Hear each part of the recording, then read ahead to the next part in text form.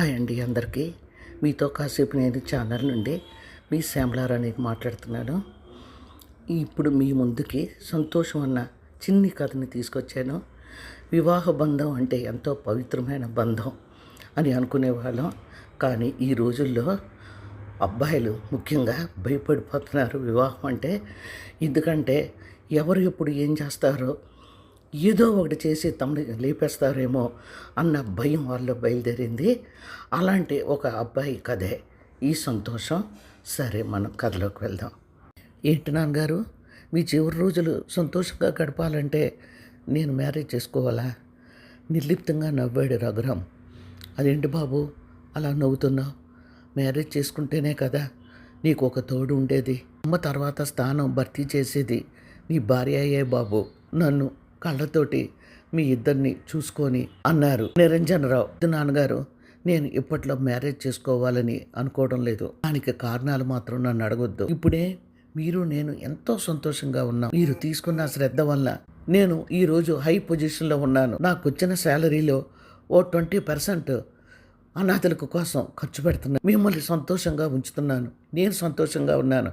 అంతకన్నా కావాల్సింది ఏముంది అన్నాడు. ఆశ్చర్యంగా కొడుకు వైపు చూసి, అదేంటి నాన్న, పెళ్లి చేసుకుంటేనే కదా అసలైన సంతోషం కలిగేది అన్నాడు. కాలం మారిపోయింది నాన్నగారు. వివాహం అంటే 100 ఏళ్ల బంధం కాదు, ఒక కిరాతక చర్య కింద అయిపోయింది. మీకు నా ఫ్రెండ్స్ కిరణ్, సాగర్ తెలుసు కదా నాన్నగారు. వాళ్ళిద్దరూ మ్యారేజ్ చేసుకున్నారు. వాళ్ళు ఇప్పుడు లేరు నాన్నగారు అని అనగానే, ఏంటి బాబు అన్నారు కంగారుగా, భయంగా. అయినా అవును నాన్నగారు, మీకు చెబితే మీరు తట్టుకోలేరని ఇన్నాళ్ళు చెప్పలేదు నేను. సాగర్ వైఫ్ సాఫ్ట్వేర్ రీల్స్ చేస్తూ ఉంటుందట.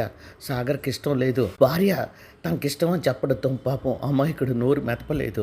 ఆ అమ్మాయికి వేరే అబ్బాయితో అఫేర్ ఉందట. సమాజం దృష్టిలో తను చెడ్డవ్వకుండా సాగర్ని లేపేయాలని ప్లాన్ వేసింది. రీల్స్ చేయాలని ఎత్తైన కొండ మీదకి తీసుకువెళ్ళి తాను ఫోజులిస్తూ సాగర్ని షూట్ చేయమందట. సాగర్ షూట్ చేస్తుంటే ఇంకాస్త వెనక్కి వెళ్ళు అని, అలా అయితేనే రీల్స్ బాగా వస్తాయి అని ప్రేమగా దగ్గరికి వెళ్ళి గబాలు తోసేసింది. పోలీసులు తమ స్టైల్లో అడిగితే తనే తోసేశానని నిజం ఒప్పుకుంది. వాడు ఎంత మంచోడో మీకు తెలుసు కదా నాన్నగారు. ఈ రఘురాం అనగానే, బాబు వాడు ఒక్కగానొక్క కొడుకు, ఆ బాధను ఎలా తట్టుకోగలరు అన్నాడు.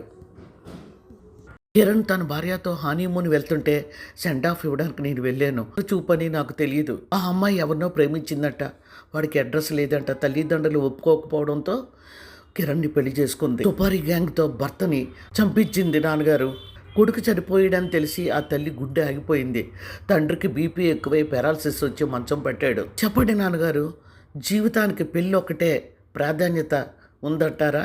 మ్యారేజ్ చేసుకోకపోతే చచ్చిపోతాం అంటారా? అందరూ ఇలా ఉన్నారని చెప్పడం లేదు.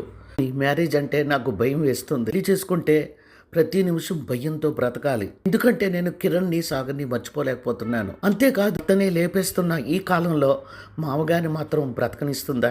మ్యారేజ్ విషయం ఎత్తకండి. ఎప్పుడైనా ఎక్కడైనా నా మనసుకు ఈ అమ్మాయి మంచి దానిలాగా ఉంది అనిపించినప్పుడు తప్పకుండా పెళ్లి చేసుకుంటాను. అప్పటి వరకు దయించి మ్యారేజ్ విషయం ఎత్తకండి.